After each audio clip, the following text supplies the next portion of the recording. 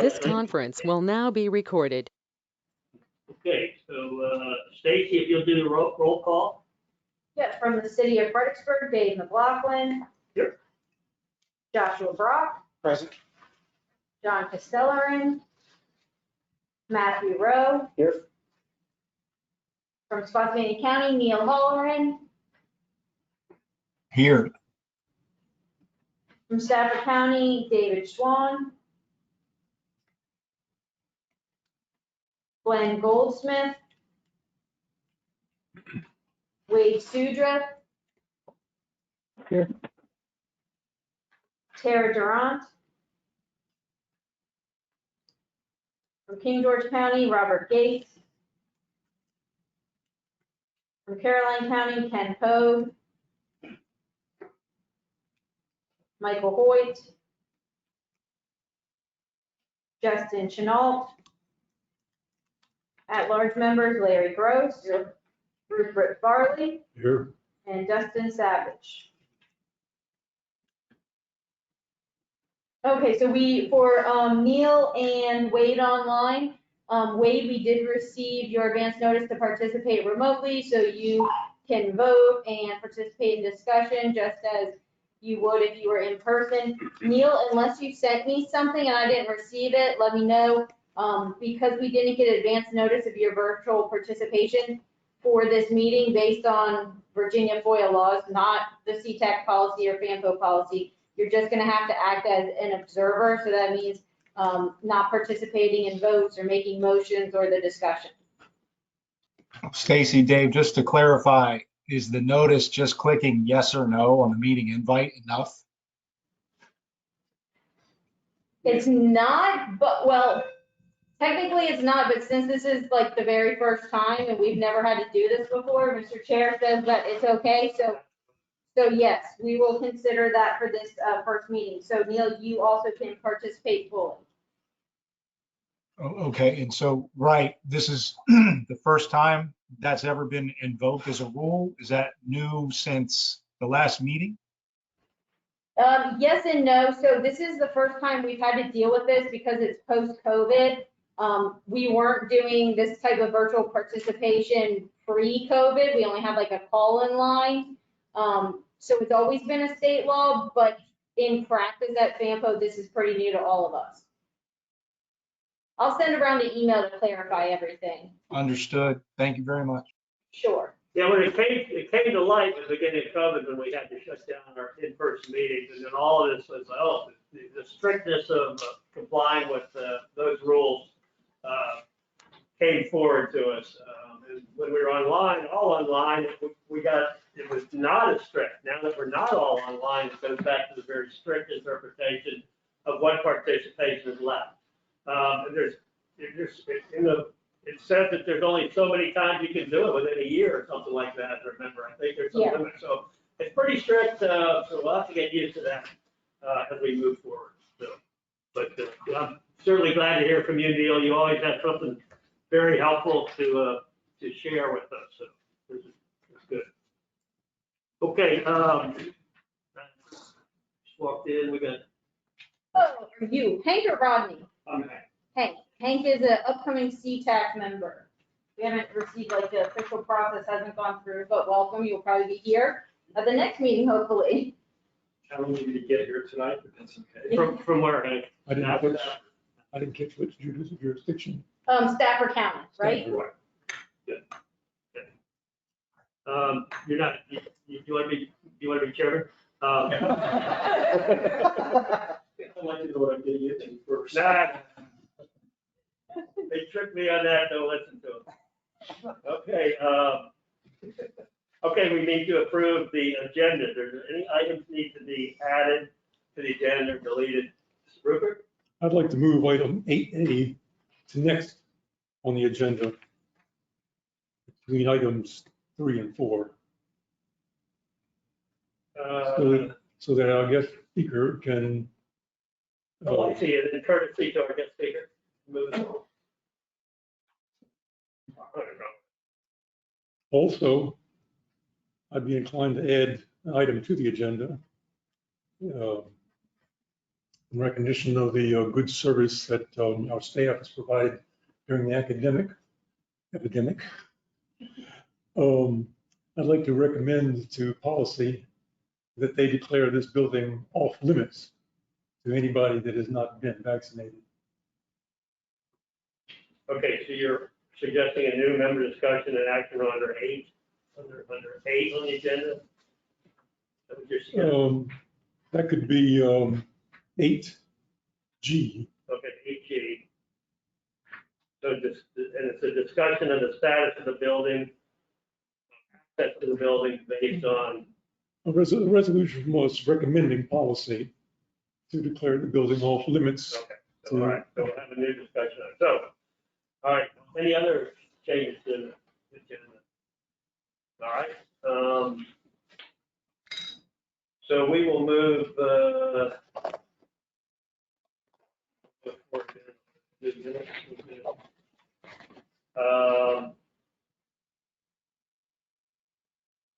okay, all in favor of the proposed, I'll second the agenda as amended.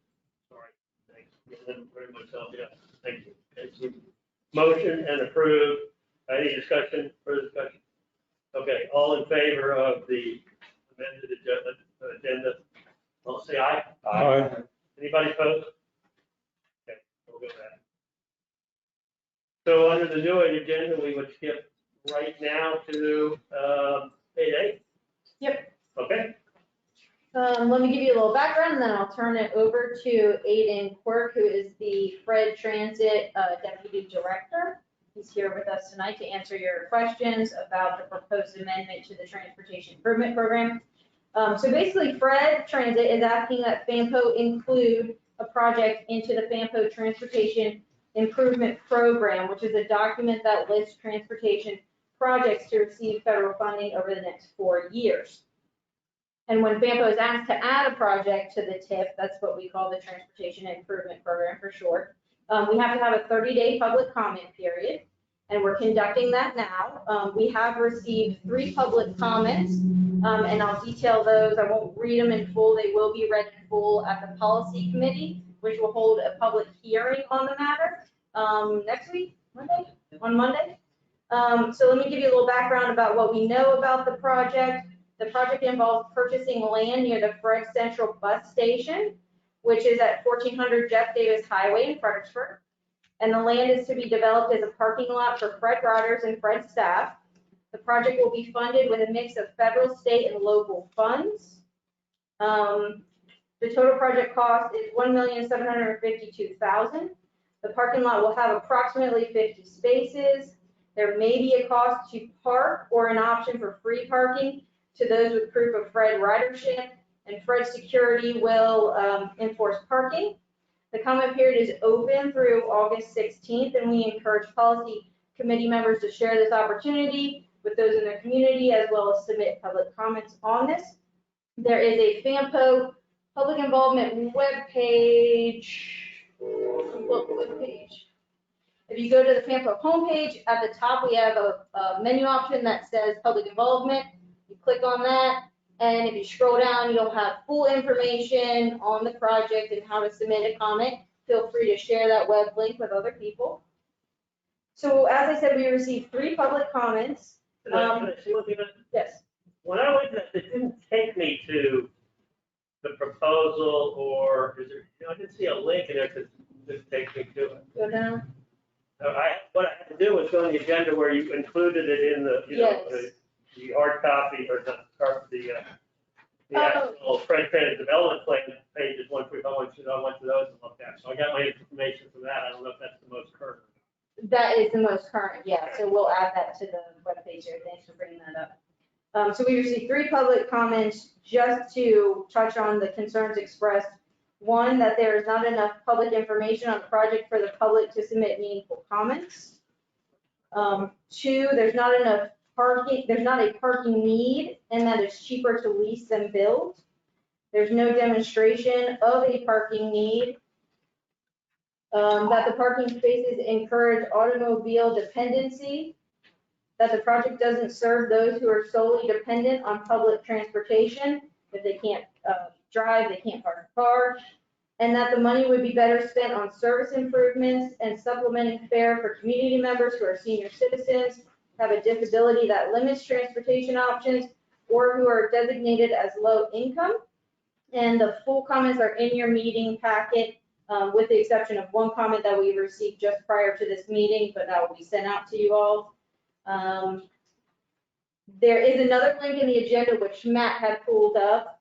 This is the one that you said wasn't on the website, right? It takes you to the Fred Transit Development Plan, which gives you a perspective on this from when the concept came about in 2017. And I will turn it over to Aiden Quirk, who is kind enough to come and give us a little bit more information and address your concerns. Aiden is fairly new to Fred, and him and Jamie Jackson is also fairly new to Fred, and they really do a really great job. So I apologize that all you're hearing is, concerns here on this project. Well, I don't see them as negative at all. But good. But we are very delighted to have you here today, and I'll go ahead and turn it over to you. Yes, I'm happy to answer any questions, but I'll just give a quick brief overview of the project and why we applied for it. So this project's already been approved by the FTA and DRPT. As Stacy mentioned, this is just part of the local process to make sure that the funds that we're using are something that you here, the CTAC and the Fampo, agree that this is a good thing for us. So what we're doing here is we plan to acquire, we have the funds to acquire, I might add, 2 parking lots next to us where we plan to increase parking capacity to, in the future, maybe it's going to be 5-10 years down the line, to have a commuter service to the Bre stations, maybe further up to OmniRide, and also to have more parking at Bre Central, because we plan to have more frequent routes. We plan to have more routes, so people will be able to come to Bre Central and actually park there and regionally use our system and operate them.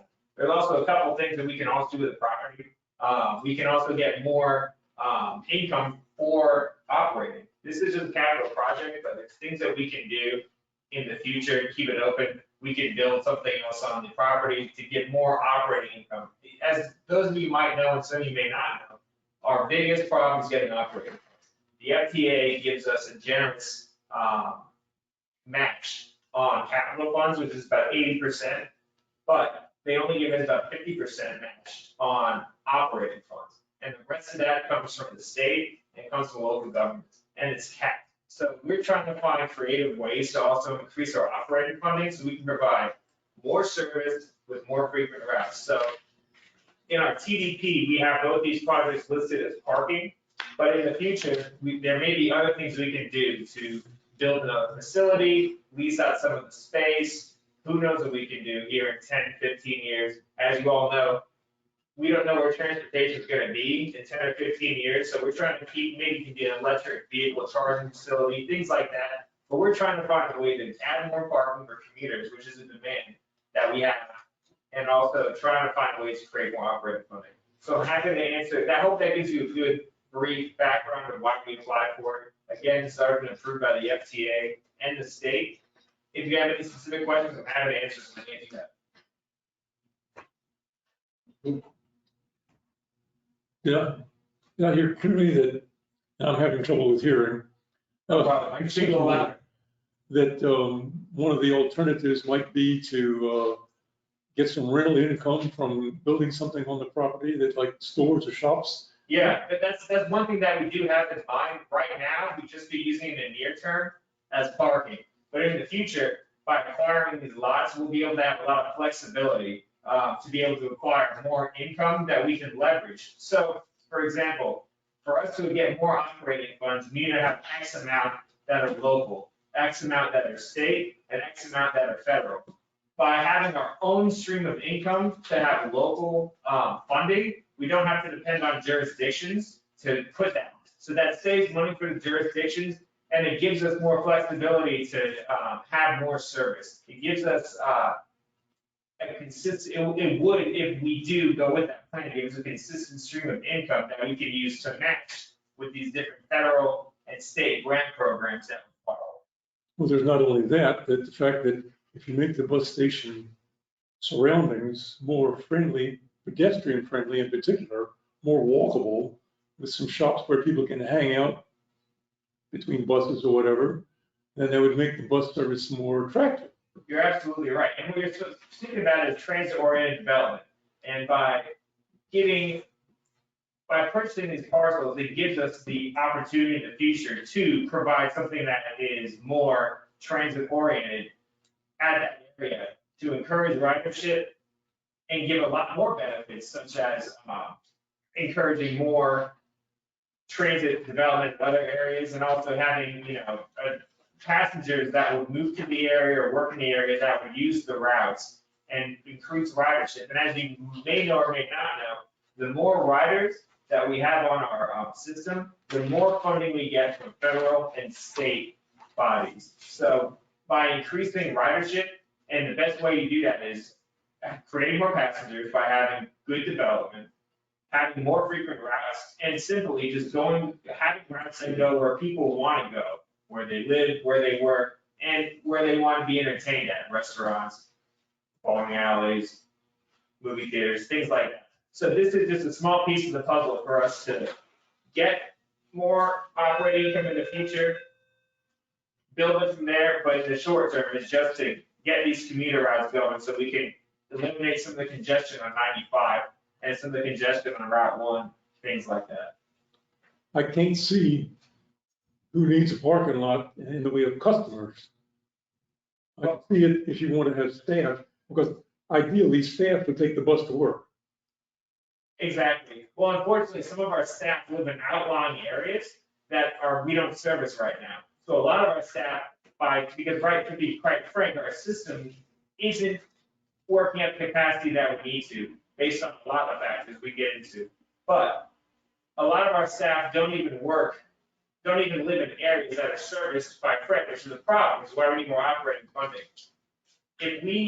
Our intention with these parking lots or parking grounds is to have people come park at Fred and take the bus to DC, to VRE, to OmniRide, where they can further go up there. So this will be kind of like a commuter lot. That seems illogical. If a person has a car, why wouldn't they just drive straight to that destination? That's a great point. So the express lanes on 95 are being extended down into Fredericksburg. By the time this project is completed is when those express lanes are going to be completed. So our buses will be going on the express lanes up to that way. Also going to VRE, some people might be parking here because the VRE stations in Fredericksburg and Spotsylvania are overcrowded right now. The one here is hard to find parking at peak. In COVID, it's been okay, but the last 3 or 4 years, VRE's been exploring ways to find more parking at these stations. So we're working to try to augment that and find other solutions for people that are having a hard time parking. Because some people are forced here to park on the street, other things like that. I know VRE has some plans to go ahead and increase the parking lots, but we're trying to do what we can to help the region in whatever way that we can. I would like to think in the long term that you're going to be phasing out that parking lot because the bus service will be so good that everybody who needs to go to the bus station can take the bus to get there. Yes, that would be ideal. I would agree with that. But unfortunately, that is a long way away for us. I'd like to think that you're keeping that in mind anyway, because in the past, Fred has just been a social services organization. Yes. It hasn't really been a transit organization like the old colonial transit we used to have. So it's nice to think that you're thinking in those terms. Yes, and we're trying to monitor the spread as much as possible.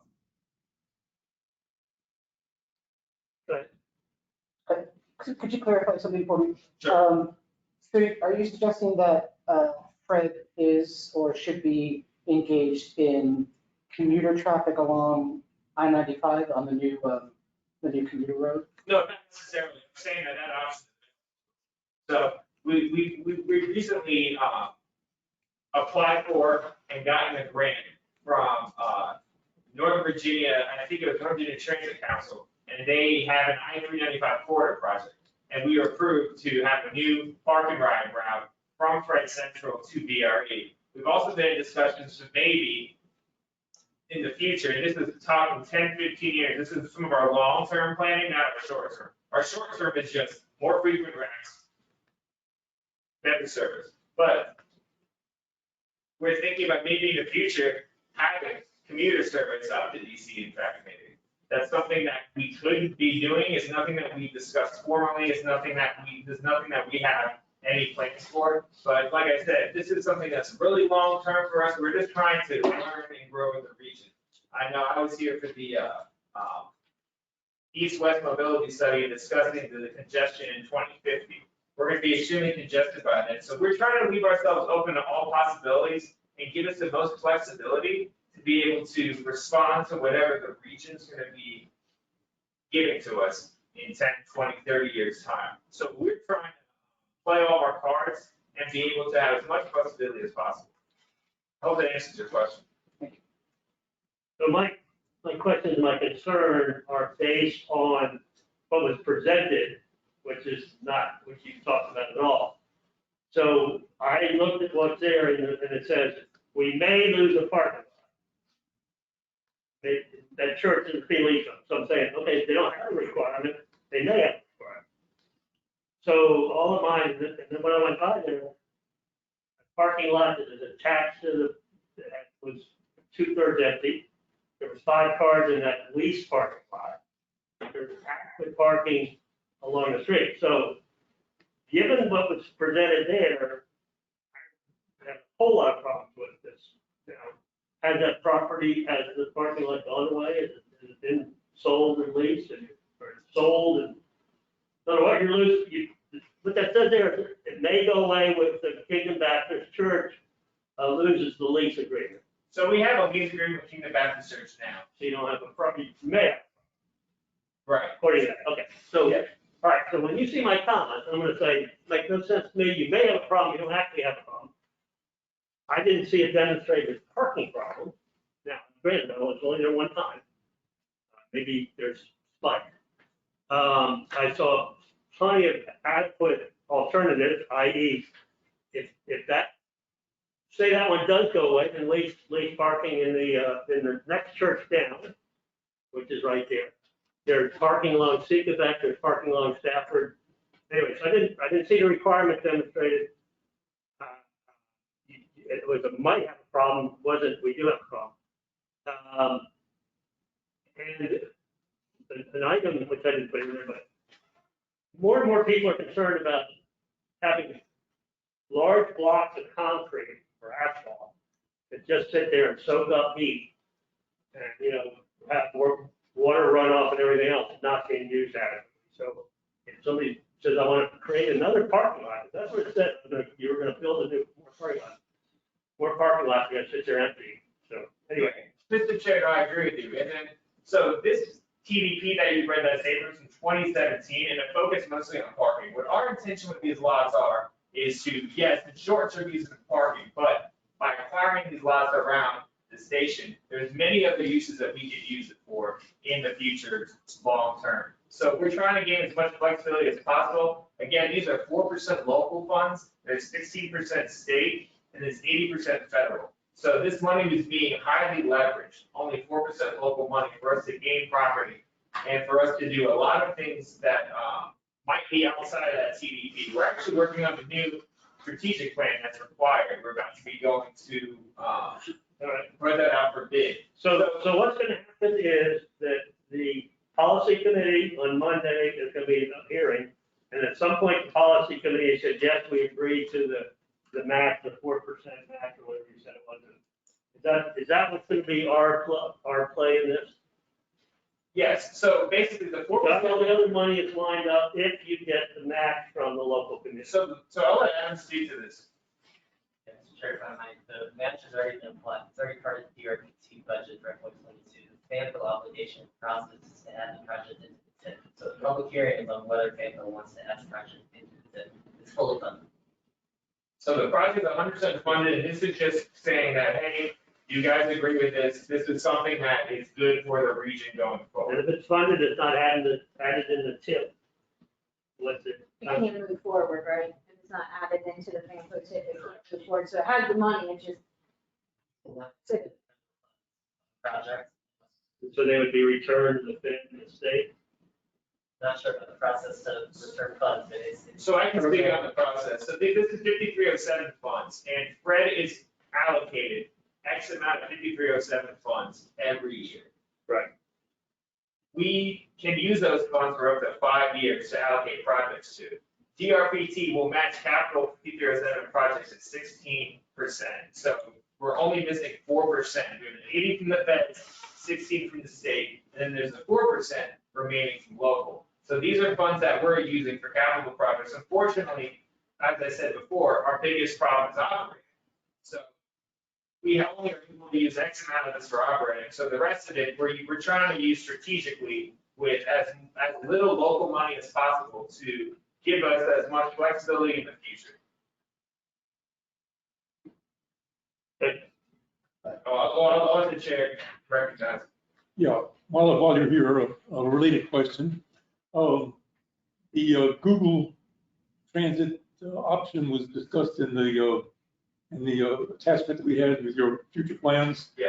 You know, is that still something that's in the works? It's been operational for about 3 years. Okay, good. Because if you haven't heard it already, the website's pretty sorry by itself, Yes, and Google might save it. yes.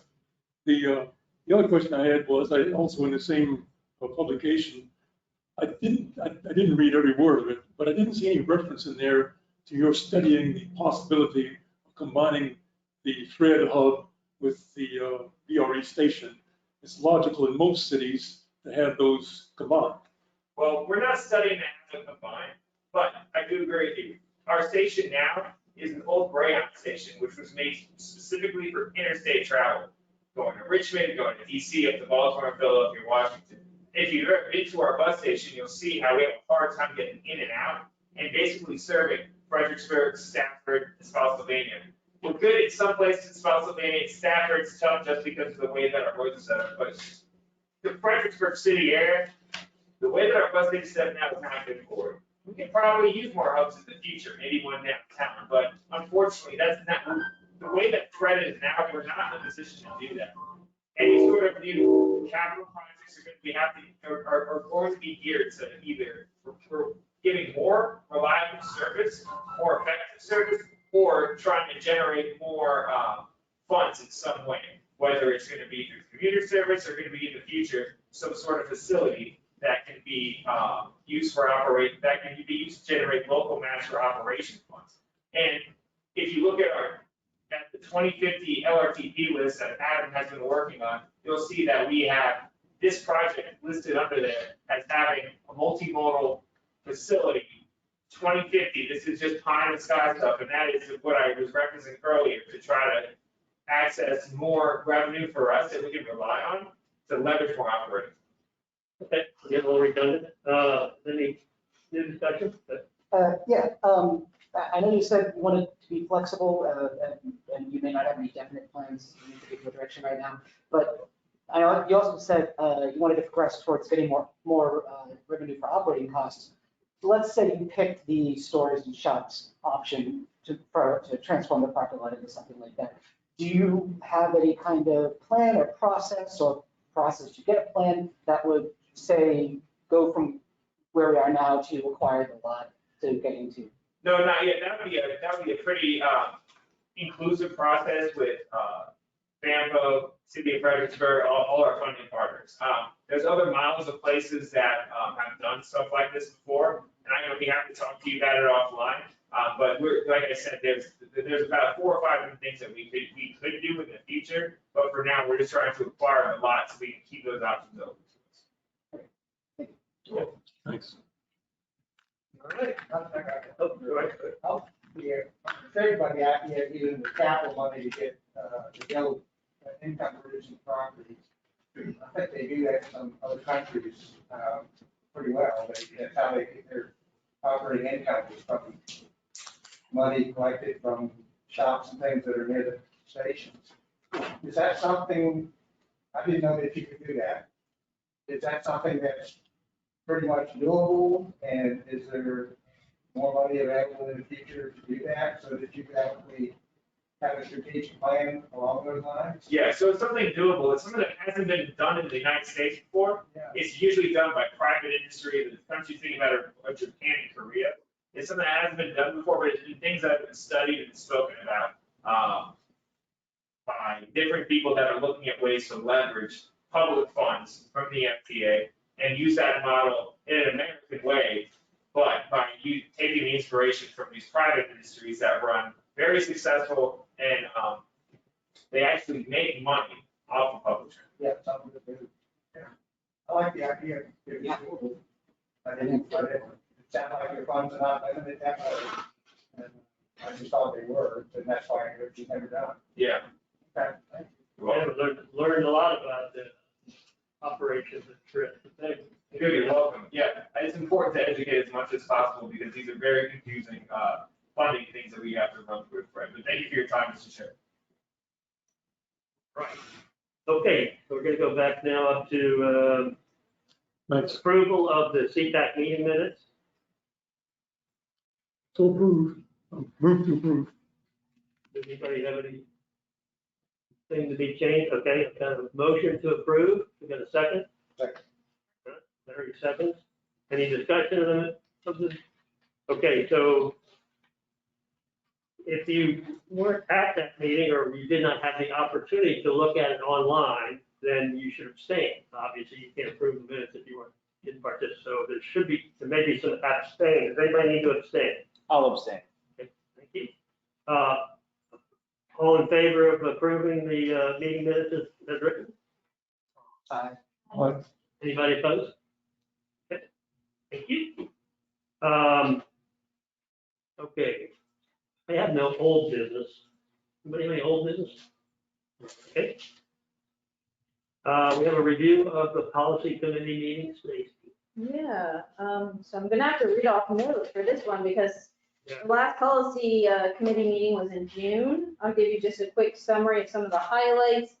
There is a recording on the website, so if any of the things that I mentioned interest you, feel free to go to the policy committee webpage on the Fampo website and watch the recording. There were 2 action items. The policy committee denied approximately $12,000 in funding for the GW Ride Connect lease commuter parking spaces. The reasons cited for funding the denial are as follows. The parking spaces were observed to be underutilized. And these are the reasons the policy committee members denied the funding. Subsidizing commuter parking incentivizes people to work outside of the region was another concern. There was a concern that parking was not monitored frequently enough to ensure spaces were only used by commuters. And if you recall I guess it was your June meeting, you guys also saw the presentation about the GW Ride Connect lease commuter parking spaces. So that was a final outcome. Funding was denied for that. Is that a unanimous vote? No, it was not.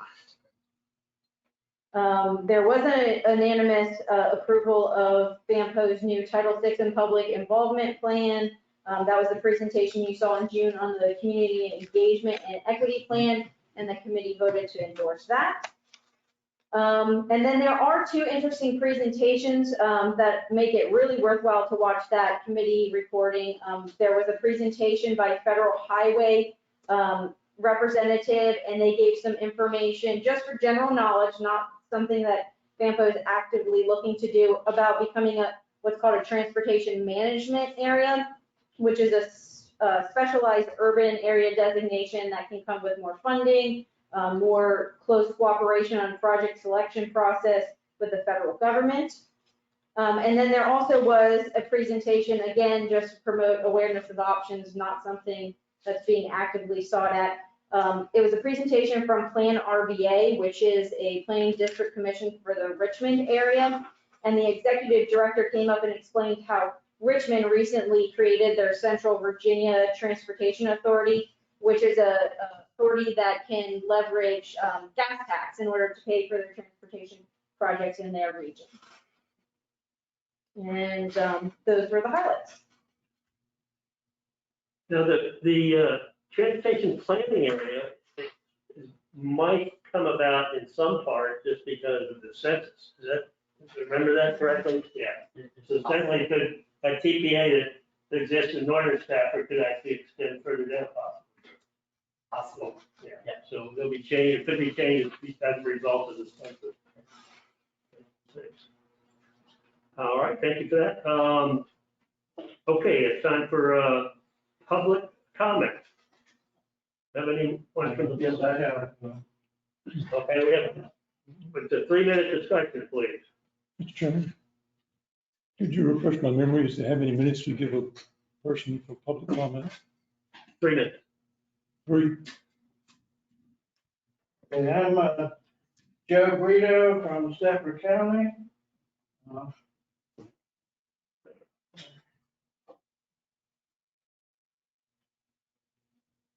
And for those that are new, we've received this briefing before from Joe.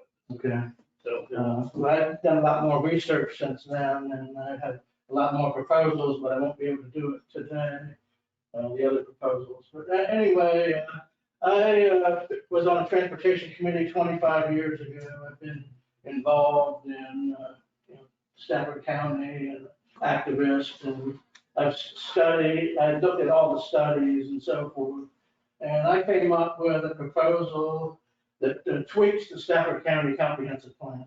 Basically, it proposes a parallel road to I-95 on the west side of 95, and the road would include a trail.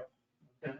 And the road and trail would go from Harrison Road all the way up to 610, the Garrisonville Road.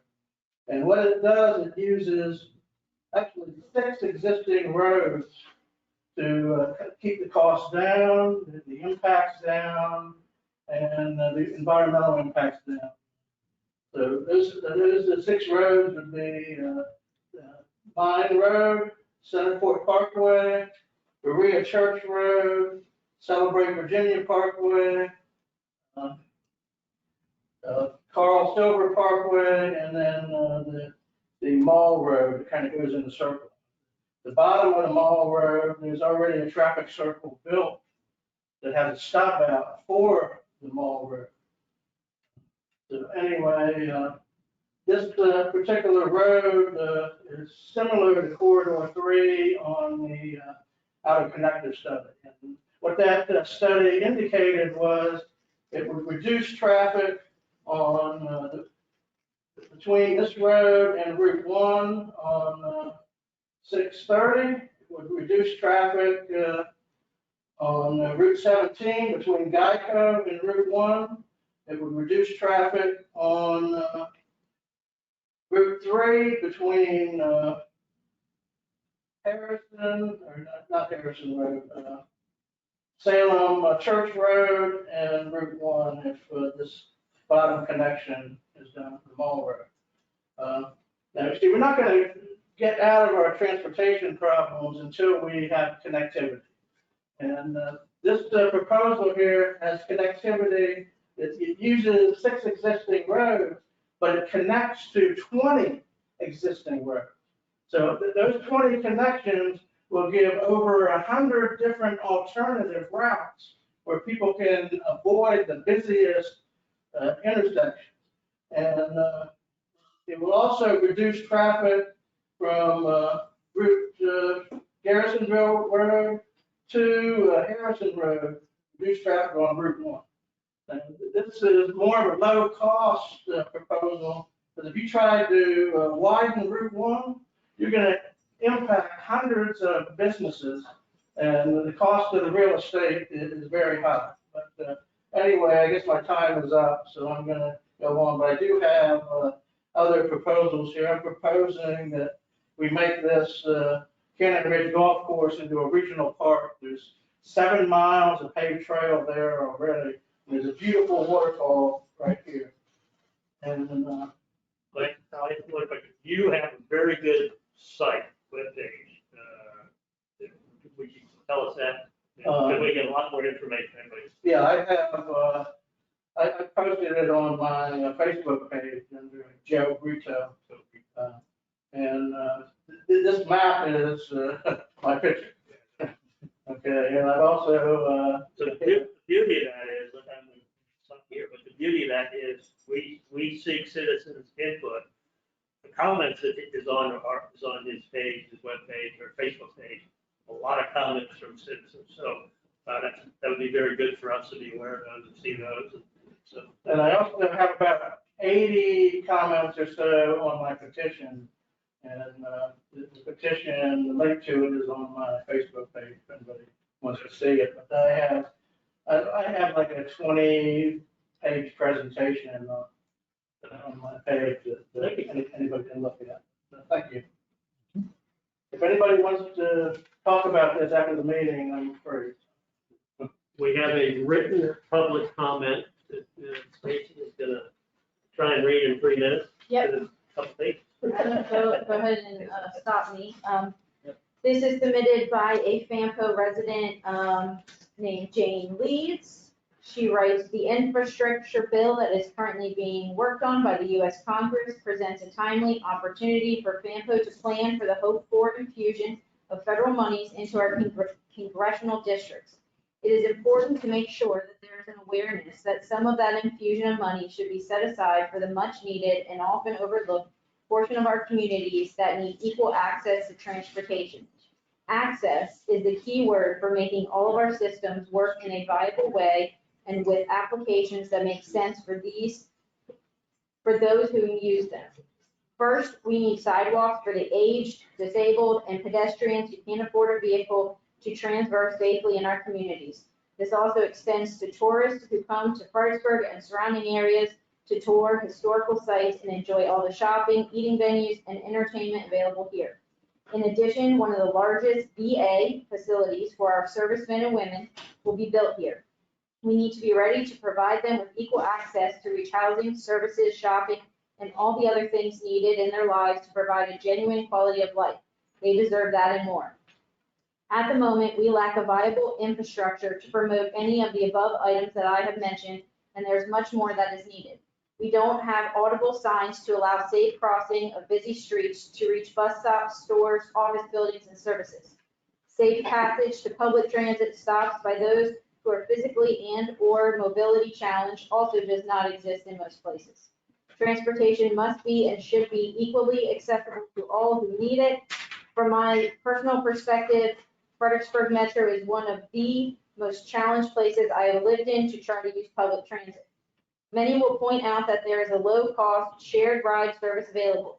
It is unfortunately overtaxed by limitations still imposed by the coronavirus, and its funding has not been sufficient for the growth in our communities. Fredericksburg Metro is one of the state's fastest growing areas. It is the last frontier between Northern Virginia and Richmond for affordable housing for families and retirees seeking to escape the higher tax burden found to the north and south of this area. We need to be ready to provide for them. They are taxpayers and potential revenue for our communities. They are used to more and better services than we currently provide in terms of transportation and access to it. Having the VRE, Amtrak, and other private transport to and from jobs, services, and entertainment venues is critical to the success of ridership and the use of this method of transport. There is also a need to expand its availability in the future beyond commuter hours, days. Transportation is a key element in all our lives. Having roads, interchanges, and bridges for getting to housing, educational, and training opportunities, jobs, medical and hospital sites, shopping, and so much more. It is not only crucial for those who drive, but even more so. And that was Jamie's. You have the full comment in your packet under correspondence. Yeah, that is available. Yeah, there's about 3 more paragraphs. It sounds similar to, there was a letter to the editor, and it may have been the same author, of course, not that long. It's initially when it started out, it said like, it was just in the last maybe week or two. It sounds familiar. But then, yeah, probably the same person. So, well written. Yeah. Great. All right, any other public comments? Okay, I'll close the public comment period. We've done item 8A already. 8D is the transportation improvement survey findings.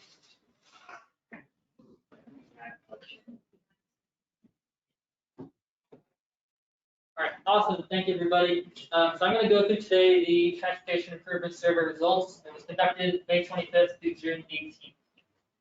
So about the survey, the goal was basically to collect information from area residents on their travel needs and document their concerns, basically. Benefit basically allows us to identify the shortcomings in our transportation system and suggest improvements to decision makers.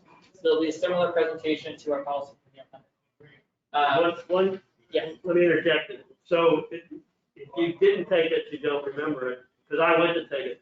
It was focused at commuters. It asks you where you live, where you're going to work, and how often you work, and how you get to that. So there will be transportation requirements and things that would not necessarily come out because of the way the questions were framed. So it's not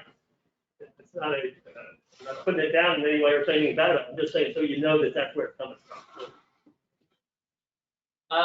So community outreach, next to virtual outreach, flyer distribution, and 5 in-person events. We have over 1,000 responses, 1,060 to be exact, and 1,071 written comments. So geographical spread of the home and work location. So it basically mimics our population density. So a lot of people who took the survey are in and around the Fredericksburg area and up in North Stafford, and a lot of them work in and around the Fredericksburg area, Stafford, Spotsy, the city, as well as to the north in the Washington, D.C. area, Northern Virginia, and you can see places to the west and to the east of the Fredericksburg area.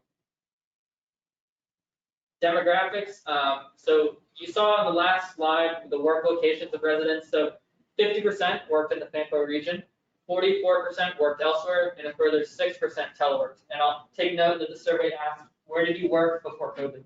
So that telework number before COVID was 6%. You can see the 2 charts on the left and right towards the bottom here, the gender of respondents and different self-identification groups that we asked. So some roadways. One of the long form questions we had, which is one of our response questions, number 17, asked what areas you have trouble accessing places. And a lot of people mentioned roadways. So this table here is currently showing some of those roadways mentioned. Of course, the top ones being I-95, Route 3, Route 1, Route 17. We also added the river crossing. People have mentioned they want to know river crossing, and so on. Parking and travel subsidies. The chart here is showing who receives travel and parking subsidies. So versus those inside and outside of the Fampo region, and yes, personnel, if you do receive some sort of subsidy for parking your travel and ticket fares. First and last mile issues, some of the notable comments. The reasons infrastructure and systems are not well designed, first and last mile are issues. And the willingness to walk or bike if more safe paths were available, or to take transit with better access. Transit. So this chart here is showing some of the responses to one of our transit questions, question number 7, grouped by those who work inside the Fampo region and those who work outside the Fampo region. I really just looked backwards. The orange is outside, the blue is inside. And we grouped, there's 15 plus responses for this question, 15 plus options people could choose. You're allowed to select as many as you would like. And we kind of grouped those into 6 topics of basically accessibility, it's infrequent, it's too expensive and whatnot. So this here is showing where those responses kind of are. And you can see between these two, accessibility and the ones who said it's infrequent, it's not accessible, it's infrequent, unpredictable, and so on. The differences between those who work inside the region and those who work outside the region have opposites in a way. So that's one of the key takeaways that we took from this. There's differences if you work in the region versus working outside the region of kind of your opinion on transit in general. So an overview. So for one of those questions, accessibility issues. So where do people say they have accessibility issues, but where do they say they don't have accessibility issues? So the map on the left is showing people who said they have accessibility issues who work inside the region. So you can see the groupings around the city of Fredericksburg in Pennsylvania, the US 17 corridor. The map on the right is showing those who work outside the region, and they're where they said are basically where they live for their accessibility issues. So you can see the groupings around the Fredericksburg area, as well as bigger groupings in the North Stafford area. More people in North Stafford commute north into the DC area. So why local workers don't take the bus? So of course, question number 7, Why don't you take the bus? What are your transit issues?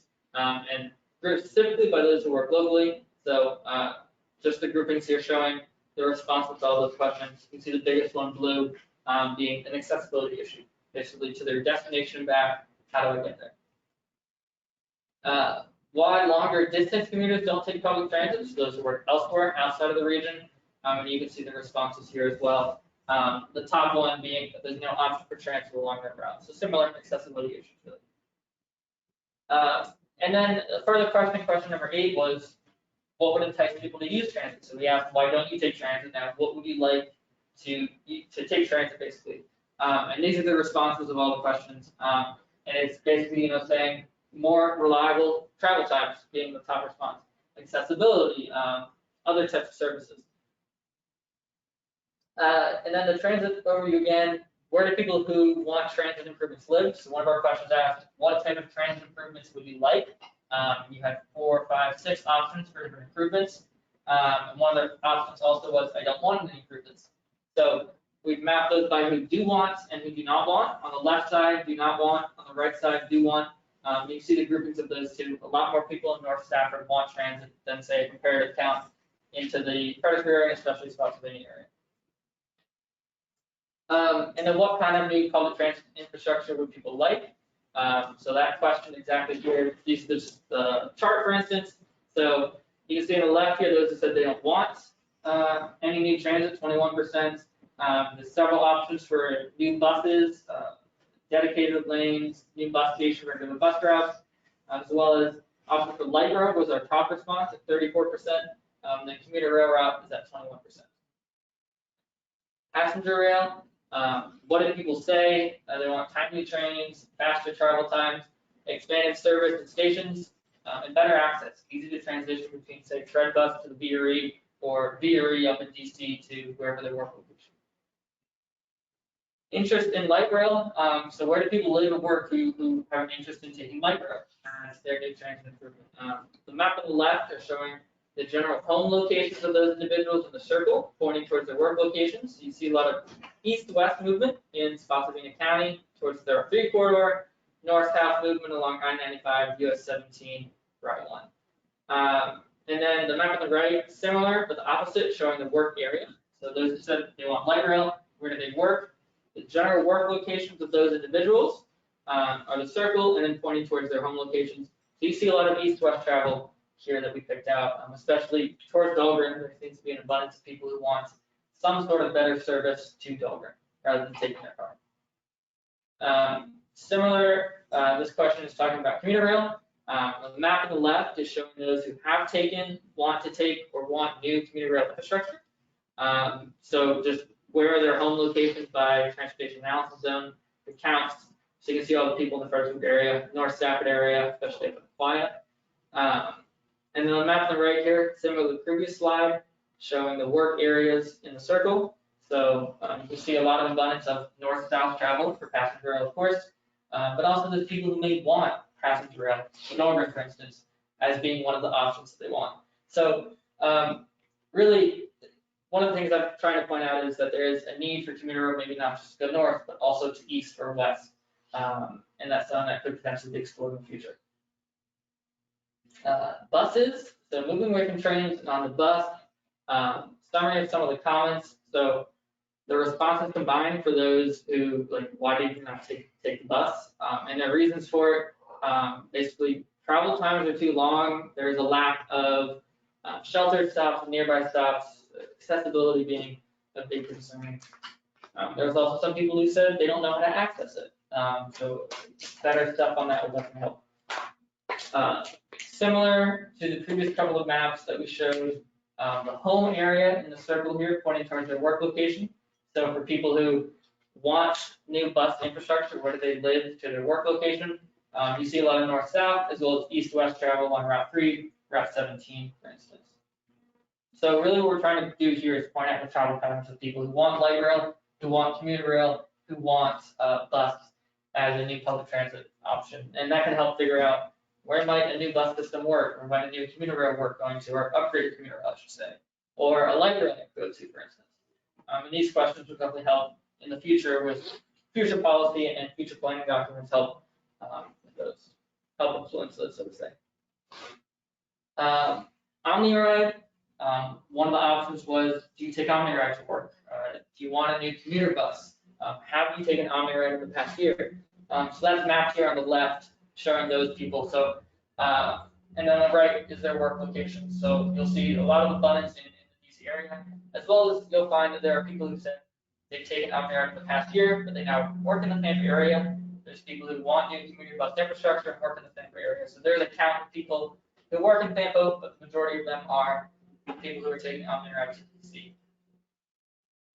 And OmniRide is the commuter bus service that runs out of North Stafford up into, I believe, the Pentagon, as well as potentially a few other places. Some of the challenges for those with disability, as you may remember, we asked people at the beginning, what do you self-identify as? One of the options was, do you have some sort of disability? Some of them said no close bus stop or route deviation options, so it's hard to get to the bus stop. Lack of paratransit options, guaranteed ride home program, not for toddlers and wheelchairs, and inadequate pedestrian infrastructure for those with physical disabilities. So accessibility being one of the bigger concerns here for getting to the bus stop and really going anywhere on the bus. Overall impressions, congestion is a key concern, of course, on the roadways. I think that was to be expected, but there's more interest in transit than we expected. Remember how I showed what type of new public transit infrastructure we want? Only 21% of people said they don't want anything. We kind of expected that to potentially be a little bit higher, but light rail came out on top, commuter rails around 21%, and then your overall buses were, I think, around 22, 23% if you added those three up. So there's a need, a want for transit that we found. And it's stronger in some locations than others. There's particular areas in North Stafford people want transit than, say, parts of Spotsylvania County. And basically, we're including the survey results in current and future transportation plans and studies. Some of you may have seen this presentation already at our TAC committee, of course, at our CTAC, we have a policy committee, but we also had our East-West Studies stakeholder meeting, #1, on Monday. You saw a similar presentation to this, presenting the survey results. So we're using those survey results in our future plans and studies. One of those first being the East-West study that we're undertaking to help influence those options. And further detail for everything in this presentation, we built to our jurisdictions and partner agency staff. We're preparing things for them to tell them, hey, this is what our residents said about Beery. This is what our residents said within Spotsylvania County. I think that's the last slide. I'm happy to answer any questions.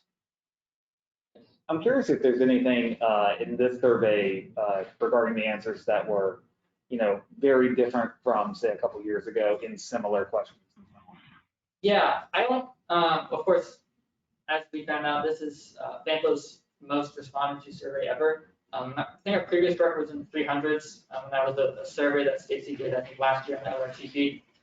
Before that, we really haven't run many surveys at all. So I'm not necessarily certain that there is a baseline that we can base this off from a few years ago. Certainly, this could be a baseline for 3 or 4 years from now. And there have also been plenty of other surveys that have been done by other places. BRE does surveys every few years. DRPT does surveys. And we could potentially in the future look into how do our responses compare to those in similar countries. Anybody else?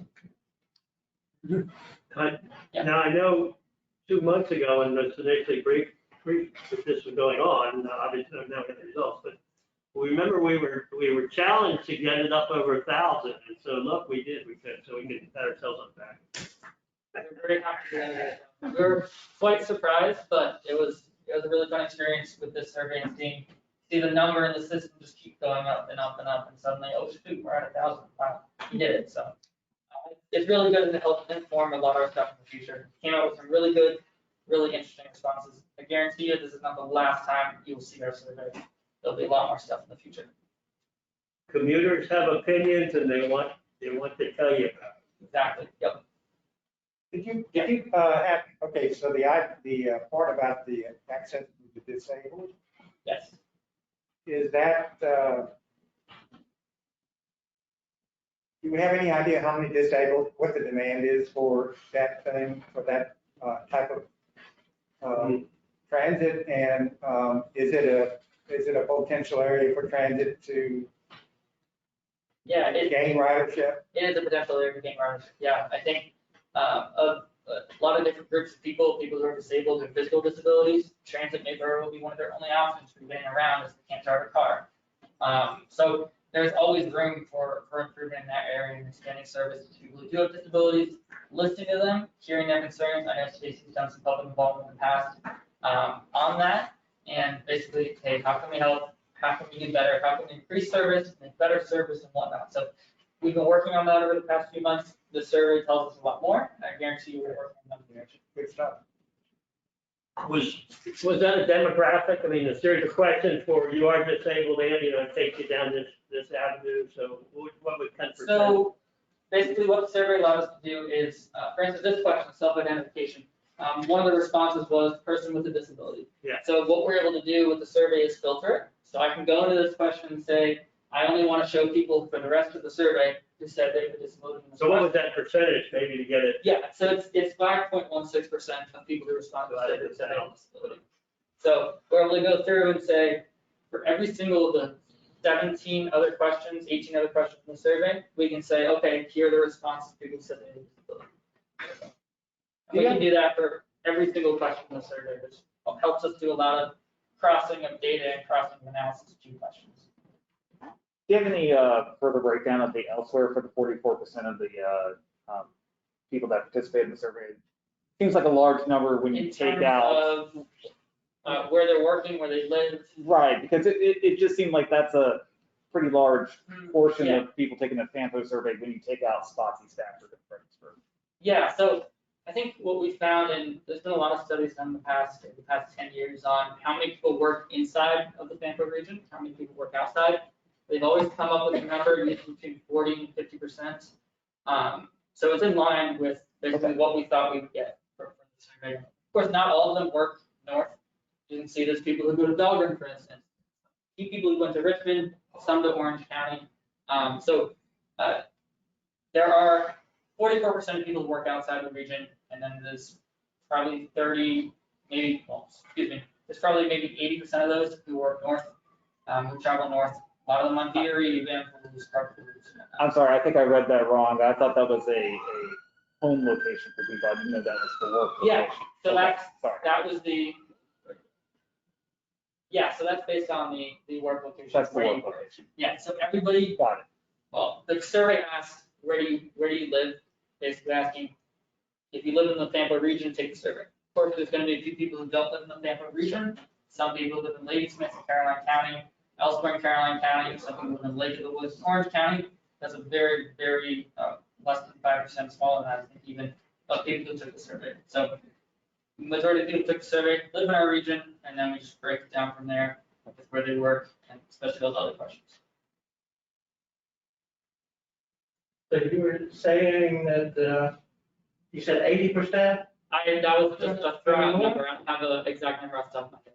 Okay, so I think the majority of the people work in our region, from what I understand. Yeah, that's correct. And then about 10% of those go south towards Richmond. Right, and I don't have any specific numbers off the top of my head on exactly where the people work outside the region go. But yeah, majority of people do travel northward, but there's a subset travel east, west, and south. I know Cheever Ride Connect has, I believe, a couple of van pools who go east to Dahlgren, and they maybe in the past have had van pools who go south to Richmond. But the majority of their van pools, for instance, go north to the DC area. One more. These are survey questions that people answered. Yep. The Fampo also is doing streetlight data. Mm-hmm. Is there any connection between the two of these, or any opportunity to use one against the other? Yeah, there's definitely opportunity. It's not anything we've delved too far into right now. We've done streetlight analyses in the past for you guys have seen with travel patterns and so on. And this survey is kind of helping further identify those. But I'm sure you will see probably more stuff in the future. Some of the streetlight projects we'll work on, the survey potentially, and other stuff. An interesting study. Okay. The draft transportation project list.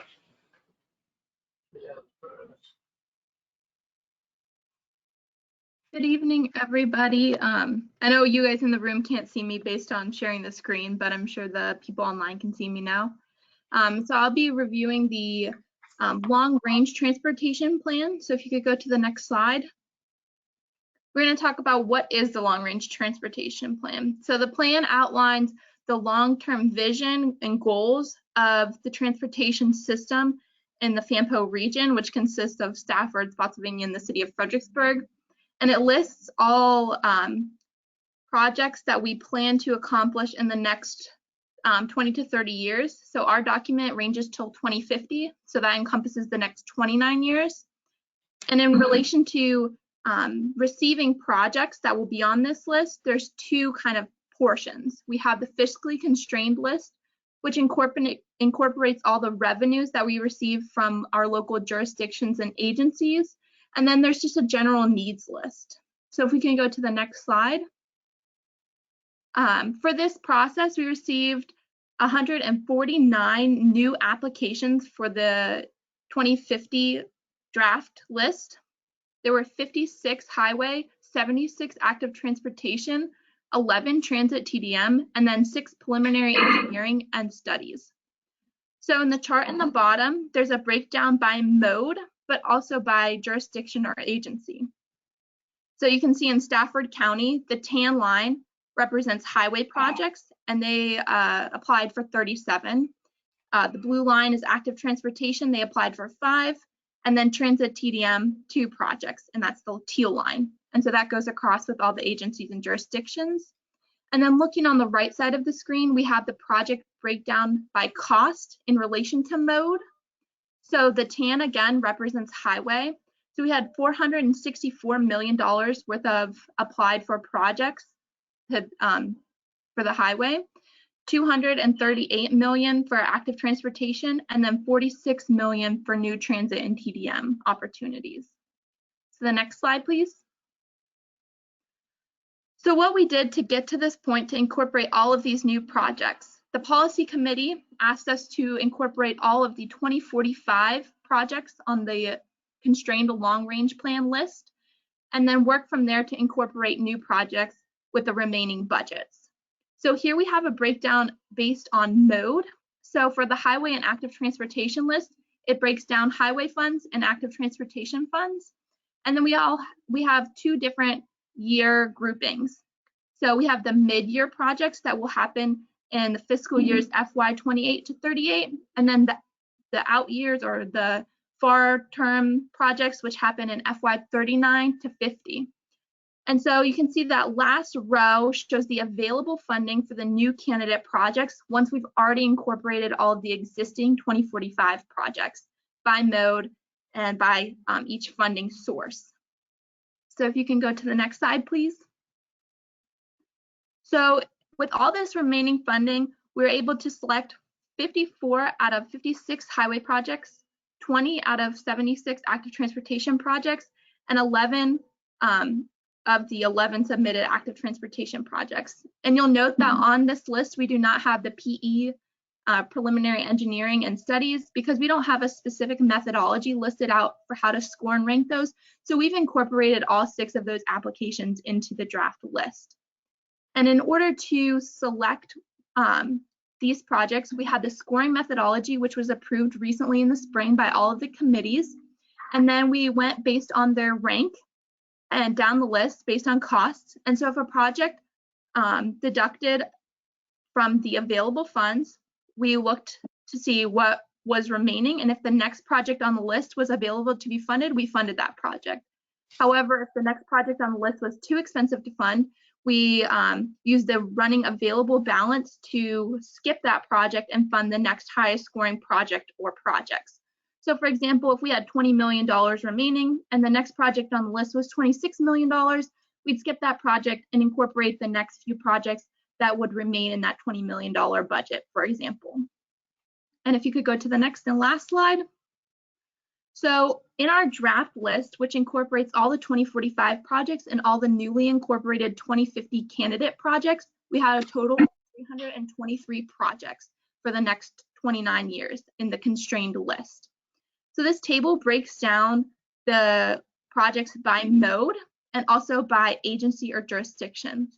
So you can see that the rightmost column has the total projects by agency, and then the second to last row has the total projects by mode.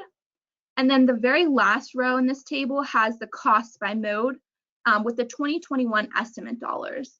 So you can see the breakdown by each mode there.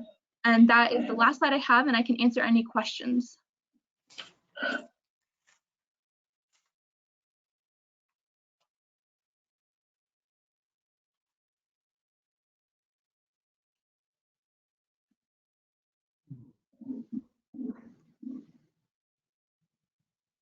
And if there's no questions, I can pass it off to Adam and he can discuss the project list and then the project scoring. Great. Thank you, Jordan. Jordan, can you hear me okay on the microphone from back here? Yeah, we can hear you. Okay, great. So I just want to walk through kind of briefly what we included in the packet, both as a printout and then also the project scoring details that are online. We also have a few extra copies from our technical advisory committee last week that I've got down here. So if you'd like a copy of the scoring details as far as how we arrived at the top ranked projects versus the bottom ranked projects, we can provide that as well. Just short, in brief, these are out for public comment right now in a sort of informal capacity. So we're asking for feedback from the public, or jurisdiction, or other planning departments. And I'll just sort of describe how this list works. Jordan talked a little bit about how it was developed and some of the assumptions we made as far as the revenue projections that were applied, as well as the new candidate projects we received from our jurisdictions and our other planning partners like DRE and Bre. So basically what this includes is on the first few pages is our highway, so that's in all roads, not just the interstate, and active transportation, so typically bicycle and pedestrian type projects, broken down by functional classification, which is just a big beat out word for type of roadway facility. So interstate, your arterial projects, collector projects, local roads, that type of thing. So that's how it's broken down. We try to include as much information as possible to make it accessible to those that don't quite have the technical background. So we want this to be digestible by the public. So that's part of what we look to the CTAC for as part of the review. We include a project name, the UPCs, that's the Universal Project Code. It's in the VDOT system for tracking the expenditures on that project. A short description, the improvements, and the cost. Two elements I wanted to highlight on the cost. One is all of the estimates that we list in the plan are in 2021 dollars. Part of what FHWA requires NPOs to do in the development of the plan is to say, we know you can't do all of those projects right away. There's not enough funding out there to say we're going to fund all 300 some of these projects in the next 2 weeks. So we have to apply funding bands that Jordan talked a little bit about, where you have a mid-year band and a out-year band, where we inflate the cost estimates from 2021 into those years to have a reasonable basis for fiscal constraints. So that's sort of the word that is meant to describe basically a salary cap, if you will. If you do sports in America, if you have a team and you have 15 players, you can only spend $100 million type of thing. Same basic principle project. Again, just briefly, that's the project list. Question on the project list. So it is sorted, for example, under interstate projects, it is sub-sorted by the jurisdiction. Right. It's not any sort of priority order. Not on this list. No. So Once you get on this list, everybody has equal standing, is that correct? And the priority to get on it, process the prioritization process to, and then meet the criteria to get on there. But after that, everything, essentially, because it's a fiscally constrained list, everything essentially would get funded at some point. Unlikely. I mean, that's true? Am I saying the right thing? that's basically it. Yeah, this is it's a planning level kind of assumption we build into this. So as you point out, there's going to be new projects that get sort of added into the mix over the next 5 to 10 years that aren't on this right now. So even though this goes out to 2050, there's going to be a different universe of projects. It's always changing, right? But yeah, once it's on the list, it's on the list. So we kind of call this the gateway to receiving federal funding for transportation projects. So that's the idea. And then I'll switch gears just briefly and talk a little bit about the scoring. So again, this is in your meeting packets. You can find this online. But we also, again, have hard copies down here if you'd like one. And what this does is for all of the new projects, so anything that's not on the 2045 long-range plan that our jurisdiction wants to be on the 2050 plan, we gave them a form online and said, fill this out, give us the details, give us enough information to score the project with the methodology that Jordan referenced. So every project got a score both on the quantitative side, so looking at factors like congestion mitigation, land use coordination, statewide coordination. You can see those sort of at the top. And then there's also more qualitative measures. So we as a staff are asked to assess what's the overall regional benefits of the project out of 10 and justify that. What is the likely improvement impact out of 10 and justify that. So all of that, again, is in the packet.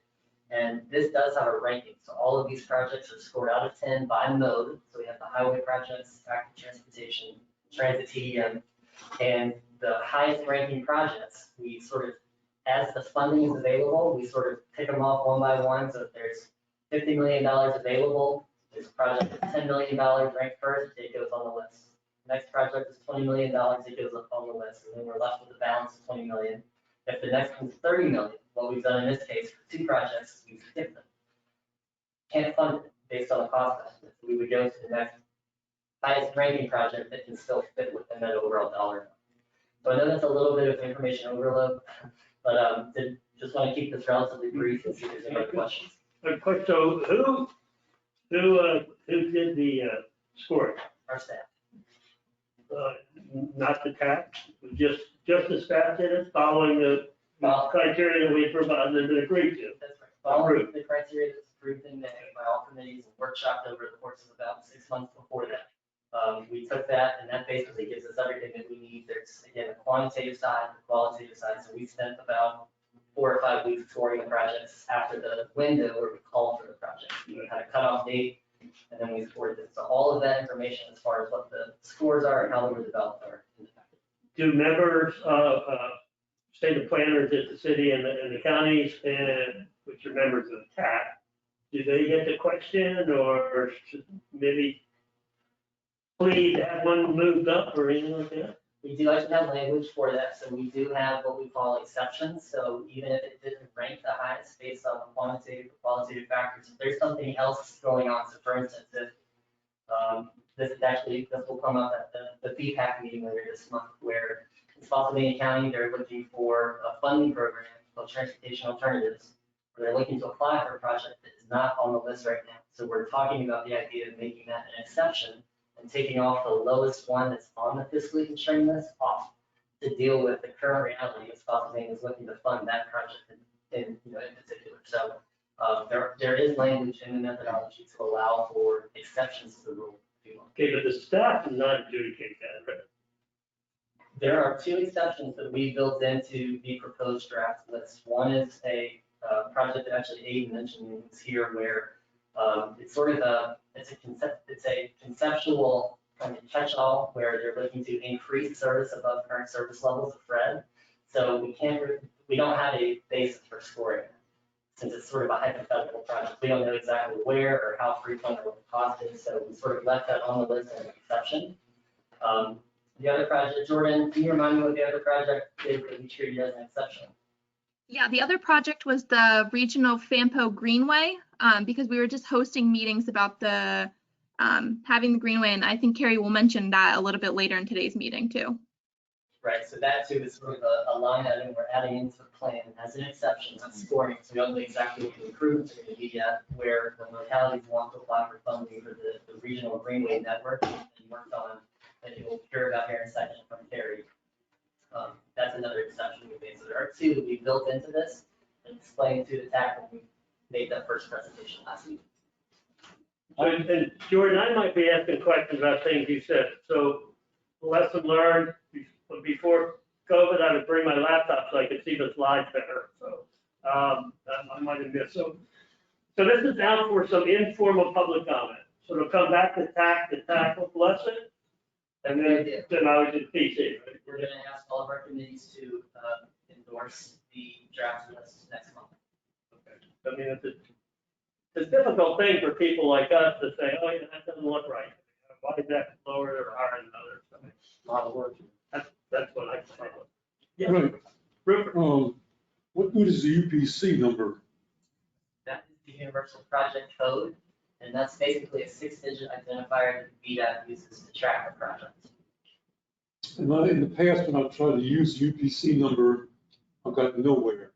If you did just a search on Google with the UPC, you're not gonna find very much. If you go, VDOT has a portal for their 6-year improvement program, so if any project in the VDOT, it's called the SIP, the 6-year improvement program.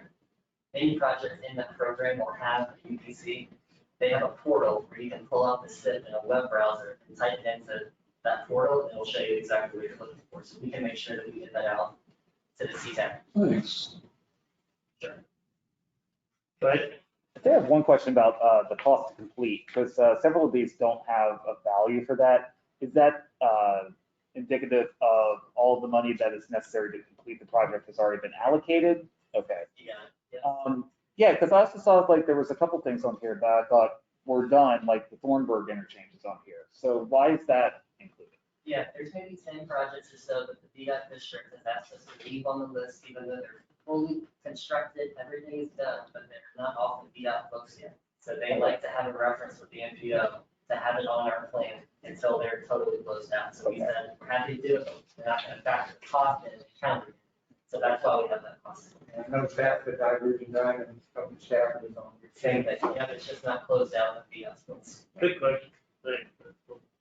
Very. I was going to ask you, maybe you said this and I missed it, or maybe you covered it before, but where did these criteria come from and how are they vetted? For the scoring, Yes. this is from the LRTP project prioritization methodology. Matthew, can you pull that up on the Fampo website? We actually got three of those, didn't we? You read that there were a couple of these meetings back late last year. Maybe we could follow it. Yeah. And so is there any relationship between this and smart scale criteria? Yes, that is exactly what we tried to build in. Okay. We wanted our projects to be more competitive. They come from the LRTP. I thought I remembered that. Okay. The tax has spent quite a bit of time looking at it, debating it, providing inputs and things like that. So it makes me feel comfortable with the tax. So these criteria are accepted by Stafford and Spotsylvania and Fredericksburg? Yes. You don't like about that or question it? That was why we wanted to update it. Yeah. So it's not a matter of judgment, it's not a matter of. All right, good deal. So they got chapter, and it was approved by the PC. Yes. I mean, it went through the process and was, And it's on our website, Matthew. Okay. Resources and then project prioritization, I think toward the bottom, it should be links on that, yeah, there you go. So Okay. if you want to look at that as far as like where the exact inputs, how exactly the score. it was, Yeah, I thought that's where it came from. It's just been a while since I've seen that. Okay, got it. so as our representative, I sit in on the PC. Right. And then I often, I would go to the tax board now, I just listen or watch it afterward now. So I see the deliberations and the fact that it is, they're working together collaboratively on talking about, what about this, what about that, and then finally making decisions and moving on. So I feel, it made me It feel. looks, it's a lot of work and looks good, and it looks like it's gonna work. So, I don't know exactly how the money works with smart scale yet, but that's always been good to me. In terms of predicting it. There's not enough. Anyhow, it's what they have to do to keep things to work, and it looks like it's gonna work. Any questions on this? It's confusing. All I say.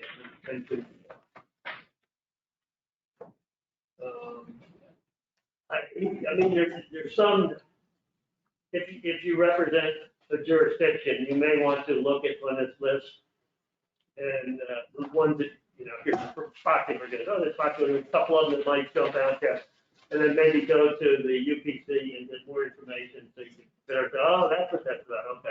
So sometimes the little 6 words don't fully do it, for you. So something you would have to memorize, but just ones that are maybe more significant to you or to who you do.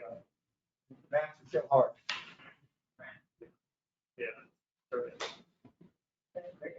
I think that's good. Jordan, any final thoughts? Nothing from me. Thank you, guys. Thank you. Good. Okay, we've got, Carrie, update on regional trail connection work. We're gonna talk about Leland, I hope. Good evening, everybody. So I'm going to give you an update on the work we've been doing on the Regional Greenway Feasibility Study. Next slide, please.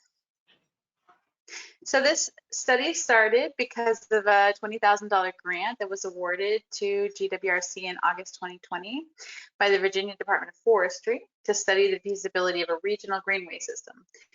The idea for this was to start planning our trails regionally instead of locally, instead of by locality, so that we could get more of a comprehensive trail system going for our region.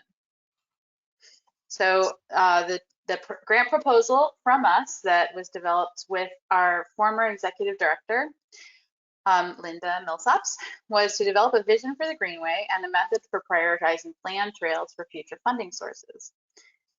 We created a methodology together with the working group and developed a list of prioritized trails together, and that was all of the five counties in a region working together, along with other stakeholders, which I will show you in the next slide. The idea is a cohesive regional strategy with branding and public outreach will not only give us all a better trail system to use, but will also bring economic and tourism opportunities to the region. So we held 3 stakeholder meetings, and we're currently working on community outreach to help establish this goal, along with committing the network to the CLRP, as was previously mentioned, and the local comprehensive plans for our counties. But this is only a first step. It's going to be a long process. So as far as our Department of Forestry grant, our final report with maps and a list of our prioritized trail connections is due to them in October. Next slide, please.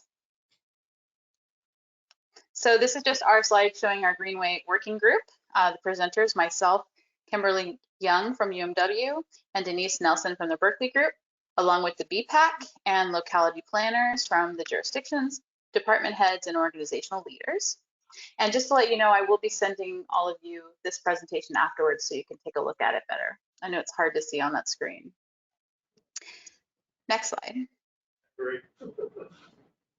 Yeah, I know it's hard to see. Also, all of these pictures are pictures I took myself from all of the different parks around the area to show you how pretty they are, but I'm sure you already know. Our first meeting was for Greenway Vision Development.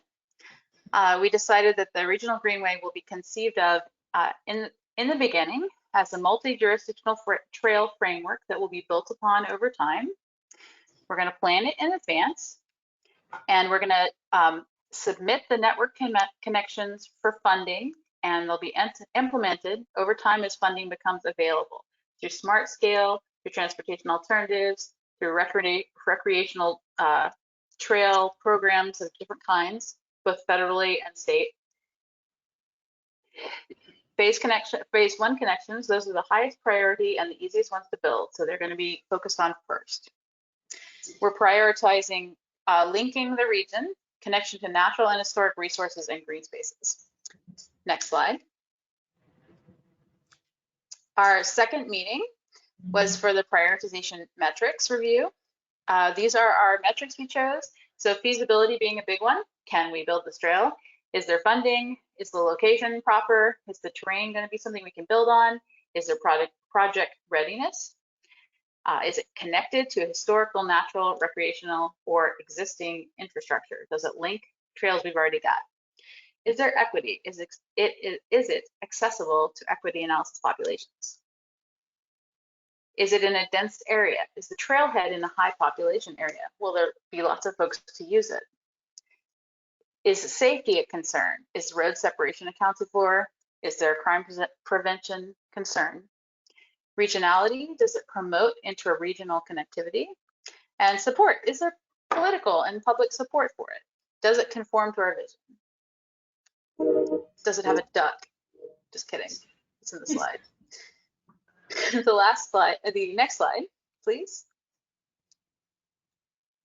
The last meeting we had was to focus on our map of regional trail priorities and building our future network.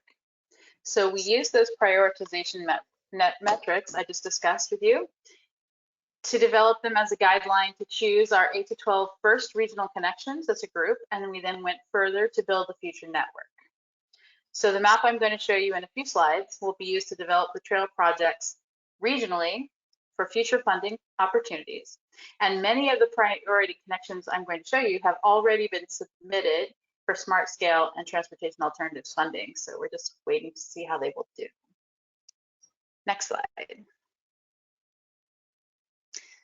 So our tier 1 connections, those are our quickest ones that we're going to be able to build. Most of these are along the roadsides because funding is more readily available. Off-road trails are unfortunately more difficult to build, to fund, because they cannot be coupled with a road project or a commercial proffer. However, even these roadside trails join existing trails and lead to green spaces. So this regional project will take many years and will need ongoing community outreach and funding and support to be a success. So if you'll skip ahead 2 slides, Matthew. This is our map, and we can zoom in and look around, but what I want to show you is that the dark green lines are our tier 1 connections that all of the localities submitted and agreed upon together. And many of them have already been submitted in this round of Smart Scale and have been entered into the CLRP. And they will be going into the comp plans for the counties. The orange ones are going to be the next tier down to be completed later. Or in some cases, they're already being worked on, but don't need funding in the current round of Smart Scale. So with time, this will become a coherent and cohesive network. The dotted green line here is the East Coast Greenway. And as you can see, our trails connect to it in several places. And you can go ahead and sort of pan around on the map and give them ideas so they can look at it. The brown lines are already existing trails. The green spaces are parks of different kinds. So as you look at the map, go ahead and give me any questions or comments you may have. Much of my trail proposal is sorry, sir. You got to speak there in public comment, but you're not in the. I apologize. I did not hear that question. Disregard. Okay. Are there other questions?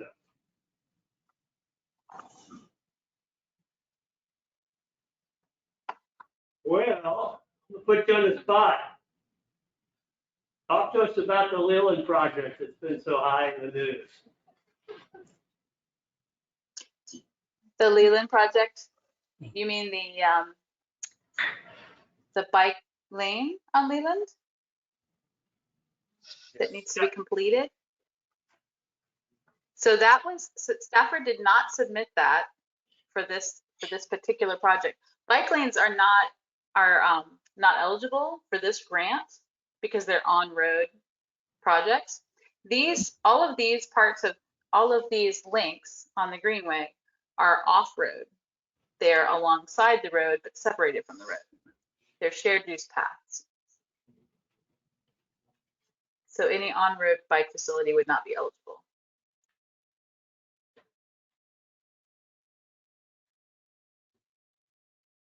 Well, I was going to bring it up later, so I'll just hitchhike on it.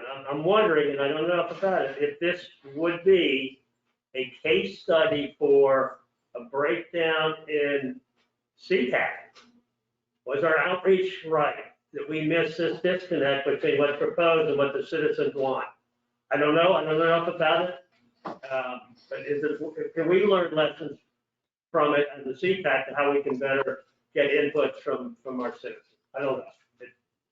Maybe I don't know the project well enough or anything. So anyway, I was going to bring it up later, but I'll bring it up now. So that we can think about it, the staff, maybe talk about it our next meeting, or, Mr. Chair, if I might. yeah, please.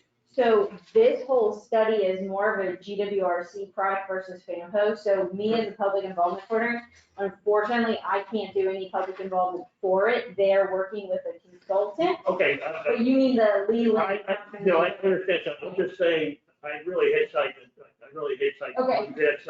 And say, this little project, is it the CTEC outreach, is there some lessons we could learn from that? That was my thought. Okay. I don't think we're gonna resolve it. We've got the BPAC who would deal with it. We're doing that as well. Is there something CTAC that we could have done better so that information, I don't know. Right. So, but don't need to answer it now, but if you guys will think about it as staff, and then we talk about it in the next meeting and say, yeah, this is something forward. No. If I may, we haven't really started our public outreach part of this yet. We've developed, these are draft trail routes, and we're going to work with the consultant to start putting out a survey to let folks look at these and see what they think.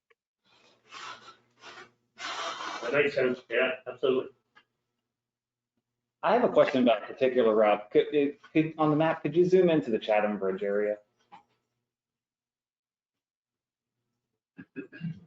I see, am I looking at a trail right there that's along the riverbank, or is that on Sophia Street? You are. This one, no, below that, Matthew. Okay. That one? Is that the one you mean? Well, actually, that one too, but I assume that one's on the river because there is no road right there. Yeah, that one is on the river. That one's going to be right along the riverbank. Okay. That one's in the city plans, I believe it's and called, they've actually, Okay. go ahead. I believe it's called Bankside Trail. Mhm. Okay, and the one to the north of that, is that also along the riverbank, or is that on Sophia? No, that one is on, that one's partly on Sophia, and it is of unknown. They're not entirely certain how they're going to do it yet, but they're going to do it. Because I just assumed, because it's in the phase one there. I was just wondering if that would eventually connect with the mixed use path on the Chatham Bridge to connect to the Stafford trails. It is going to connect to the Chatham Bridge, and it's going to have some connection to the Riverside Park. But I'm not certain of the exact route yet, but it's in the Fredericksburg plan. Okay, And I was just curious. And I'm sorry, I meant not Bankside Trail, it's Dickson Park Connector. It's the one that's down here from Dickson Park up to the Fredericksburg. Okay. Dickson Park Connector connects to Bankside Trail. You're right. Yeah. So eventually. Yeah. Okay, any other questions? All right. Thank you. That was very informative. Interesting. All right, let's see, nomination election of officers. Nobody's come forward. Foxy is the heir apparent, as we know, and then Stafford would be next in line. We don't have anything, so we're gonna kick the can. Nothing in our bylaws says we can't, so let's kick the down the road one more month. Or the alternative is if Stacy runs the meeting, I mean, the staff will run the meeting. I mean, Yeah. that's what's allowed for in here. We don't have a chair. So, I'm ready to turn it over. But, yeah, anybody else's comments on that, any suggestions? I covered staff on the meeting. Staff running the meeting? Yeah, so somebody come on. Okay. I mean, I've overstayed my welcome. My 2 years is up, so I could take it, I could carry the next thing. yeah, I wouldn't say I should think they should take it from you. I just was saying if it comes to that point where that's the option is for the staff. Get an election and have somebody. Okay, all right, we'll keep pushing. We've got to do someone maybe get some more replace members, more members come forward from Pennsylvania. All right, let's kick if it's okay, we'll just kick the present course of action down the road one more month. Rupert, No, I'm I had a little hearing accident 3 months Oh, ago, sorry. and so I'm only getting about half this. And I'm mumbling and through my mask, yeah. No, not your fault, you know. I tried to get my hearing aids adjusted for it, but I think I'm going to have to go ahead and spring for something more expensive and high tech. Okay. So, so basically, I'm not following you. All right. Well, we don't have anybody to vote on today. Can we just kick the can down the road? That I just run the next meeting and then hope that the next meeting we can have no kid have an election and turn it over. That'd be it. So, Works for me. yeah, I'm not trying to carry on my legacy, believe me. Okay, and now we have a discussion to define the quorum, Stacy. Yeah, so based on Virginia State Public Meeting Laws, Virginia FOIA, there are a lot of things such as virtual participation provisions that say you can participate virtually as a committee member, provided you meet a few of the exceptions, which are in our bylaws, if there is an in-person quorum present somewhere else. However, in our bylaws, we don't have mention of a quorum. So we cannot, at this point, definitely say we're complying with Virginia law until we say, okay, here's the quorum that we want to establish. It's up to you guys. The policy committee allows DTAC to make up their bylaws. So it's up to you to decide what a fair quorum should be, whether that's 2 people or 3 people, 1 from Stafford, Spotsy, and the city, or whatever you think would be fair and productive for a meeting.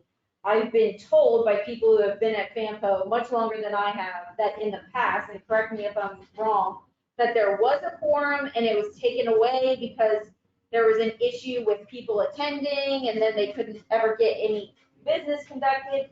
So I wouldn't say based on knowing that you want to set it too high, you know, and say we need 15 people present because that might not be realistic and it might stall the work of the committee.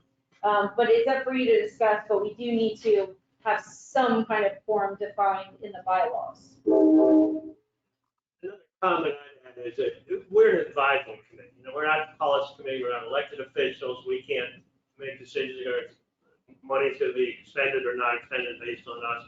Staff are going to be hired or fired or anything like that. So, you know, if we have to have a quorum to make everything go, but we really don't need a quorum to do what we do, to spread out the information, discuss the information available. We do vote on take some actions on things, but usually it's just you endorse this because it's going to go forward to the policy committee. So I tend to lean to something that is very minimalist because we're not stepping on each other's toes. This is just one suggestion, yeah, just to throw it out and get you all thinking. So, I think, I'm kind of neutral about it, but yeah, my thought is that we muddled through for all these years without even addressing the issue. We could keep on muddling. right, except that the quorum allows, by having a quorum, it makes us in compliance with other outside requirements by Who law. cares? And who cares about them? I think you gotta have it for what you said. Yeah. So here's the challenge. So the law doesn't say we have to have a quorum, but it says that if people want to participate virtually, like we have some members attending virtually, they can do so, but there has to be an in-person quorum in place. But we don't define what a quorum is, so it's like, yeah, catch-22, yeah. Okay, so let's ask, does anybody think it needs to be more restrictive than what is shown there? I'm Rick Rupert, make it the minimum we can get away with it, so we got a quorum. Right, yeah. Well, back in the day, you know, sometimes they wouldn't even have 5 people. Right. It's been a long time. Yeah. We have. They've been working hard to get. More.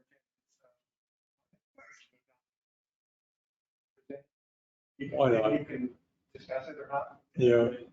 Rupert second that. Yeah, I'll second that. Any discussion? This is not earth shattering. This was the policy committee that was being used. We've talked about this for 2 months. Yes. But it's not at this time. All right, all in favor of the adopting the form as presented? Aye. Opposed? Aye. That's one. There wasn't, Neil, you're opposed? He said aye. Oh, I said aye. Okay, sorry. All right. Okay, Neil says aye. I do not oppose. thank you, Neil. Sure, to add the discussion about. Yes, right, yeah. And then Rupert, your discussion item now. Oh, it was pretty simple. Just wanted to see if the committee was in favor of sending a resolution to policy saying that we would recommend, we would stand behind them, we would support them if they wanted to declare this building off limits to everybody except those that are fully vaccinated. Fampo doesn't own the building. Sorry. Fampo does not own the building. It's be a GWRC issue. I believe, is that right? I mean, yeah, we're basically tenants or co-users of the building. Well, there's no second, so that's the end of that. No, oh, I'm sorry. I mean, No, I didn't mean to. I'm sorry, you're right. You made a motion, you made a motion, and there's a second. I'm sorry. Okay, there was a so second. there, Okay. I don't know if we can do that. In that case, I guess it's appropriate to withdraw the motion. Okay, all right. You're right. Thanks anyhow. Yeah, because there was even discussion at one point of Fampo finding their own spaces, because we kind of not growing this conference room for one. Okay, all right, so thank you for that.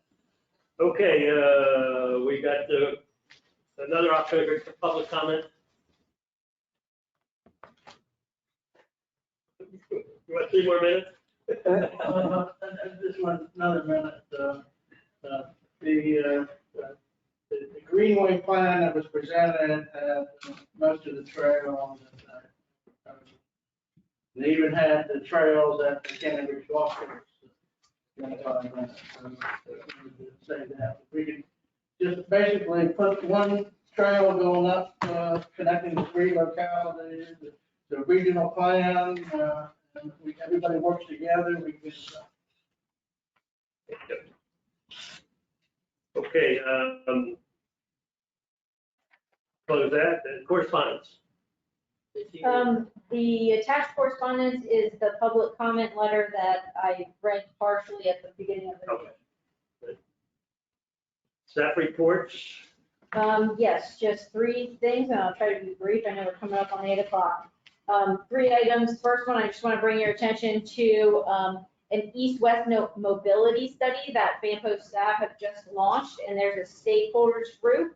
The stakeholder group meeting, Matthew has pulled up here the website. So when you go to the Fampo homepage at the top, you'll see, well, this screen has it a little distorted, but it should be to the right. It'll say East-West Mobility Study in the menu. You click that, it brings you to this page.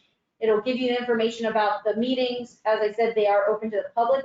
We do have 2 CTAC members serving under the designation as stakeholders, and feel free to speak during member reports about your experiences on that committee.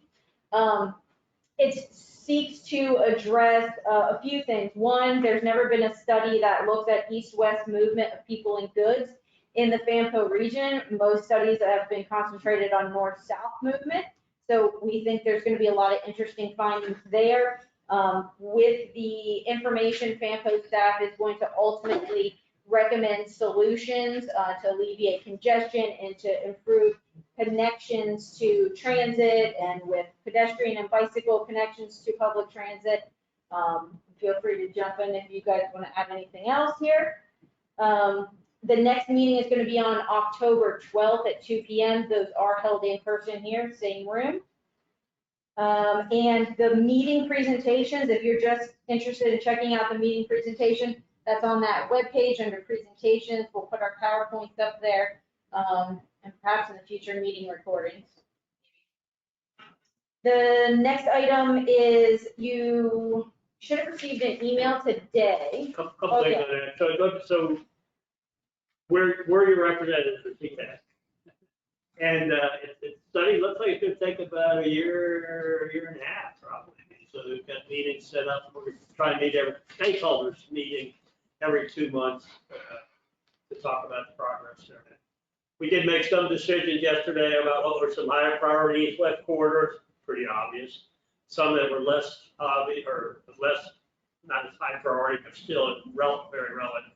And we actually dropped one or two that we just dropped them off the list. They just went that high priority. And then there was some duplication, so we tightened up the list a little bit. A starting point. It was very introductory. You also received an email today about a meeting that Spotsylvania County is having, so that has nothing to do with Fampo, but it does tie into transportation and planning matters. They are having a public hearing on proposed changes to their draft comprehensive plan. That's going to be on August 18th at 7 p.m. They did send us a copy of their public notice, so feel free to take it. It's 9 pages of the summary of changes for the proposed updated plan, rather.